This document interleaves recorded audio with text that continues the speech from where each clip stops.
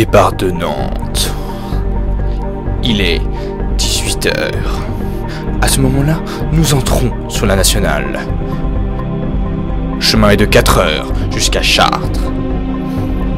Le voyage est assez long et les joueurs commencent à s'impatienter. Que va-t-il arriver? Seul le futur nous le dira. 22h30. Arrivé à l'hôtel Formule 1 de Chartres. La nuit s'annonce mouvementée. Que va-t-il se passer le lendemain?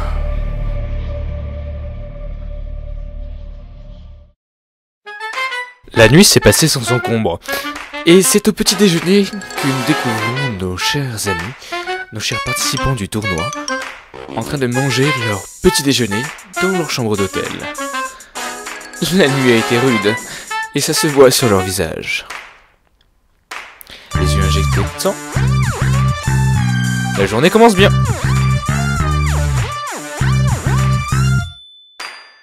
Après une sortie sans encombre de la voiture et un petit voyage depuis le F1 jusqu'à Chartres Expo, nous arrivons enfin au lieu du tournoi.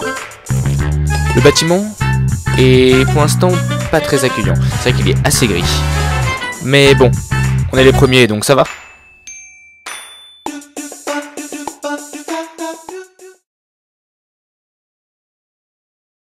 Vers 8 h du matin, la porte de la queue commence à s'ouvrir et nous allons bientôt pouvoir rentrer dans l'enceinte du bâtiment. Après une bonne demi-heure d'attente, nous finissons par rentrer dans les locaux. L'intérieur nous paraît être une petite salle, mais nous ne savons pas encore ce qu'il en retourne. Nous voyons à l'intérieur plusieurs types de duellistes et chacun commence à s'impatienter. L'attente est longue, mais le tournoi va bientôt commencer.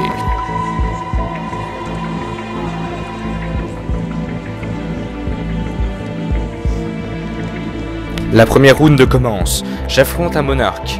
Ce miroir me sera fatal, je perdrai en 0-2. La deuxième round se passe très simplement. J'affronte un enfant qui joue Yosenju. La victoire est un 2-0.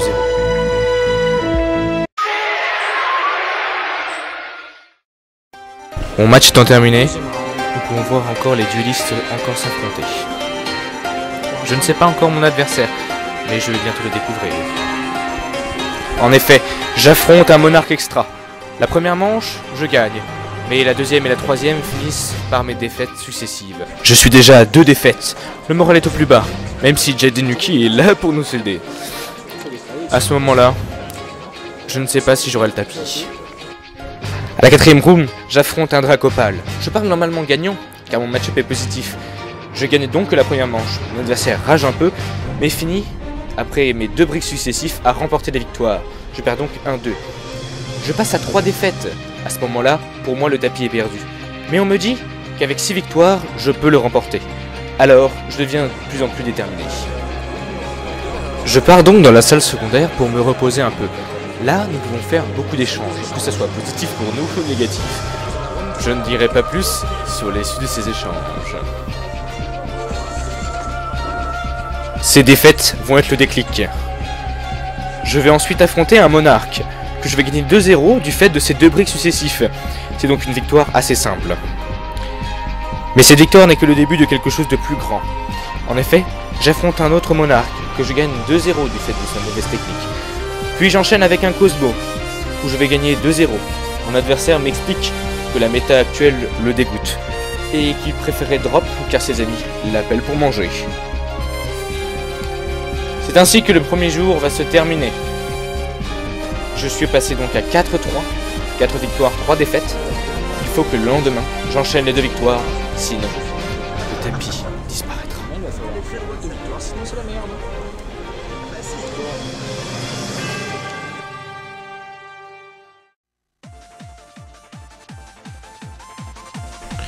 Nous entamons le deuxième jour. Les rounds s'enchaînent successivement.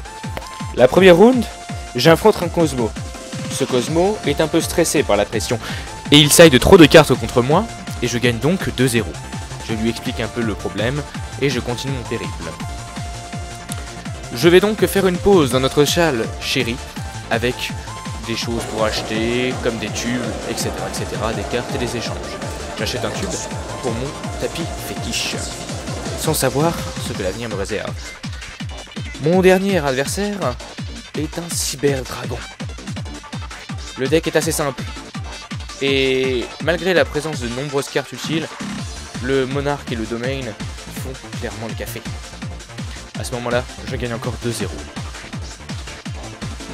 Après une longue attente et un stress permanent pour savoir notre classement, je découvre avec stupeur que je suis 80e sur 392. À ce moment-là, le tapis s'offre à moi. Le tapis est très beau. Il représente Twin Burst Dragon, le nouveau monstre fusion Blue Eyes. Il est marqué par le logo World Championship Qualifier National 2016 et il est magnifique. Du fait de mon positionnement en 80e, je ne fais pas partie du top 32. Le top 32 se déroule l'après-midi. Les 32 meilleurs joueurs vont donc s'affronter. Nous avons plusieurs représentants du DC de Nantes. Un joueur joue Burning Abyss avec PK, c'est-à-dire avec les Phantom Knights. L'autre joue une version un peu plus différente, basée sur plus de BA pur. La tension monte et les joueurs ont beaucoup de pression. Nous avons aussi un autre joueur de notre DC, un de nos meilleurs joueurs, un joueur monarque, un autre Baptiste.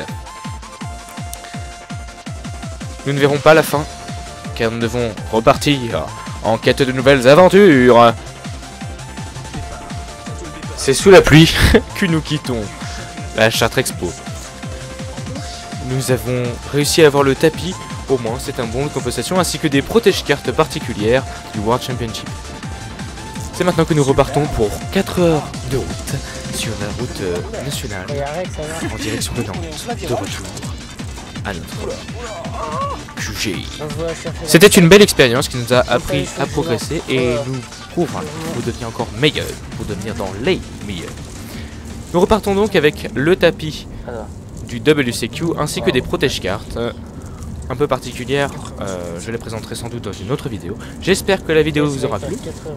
Et à plus les gens. Magnifique. Ok. Montrez-nous votre disque monarque. Ouais,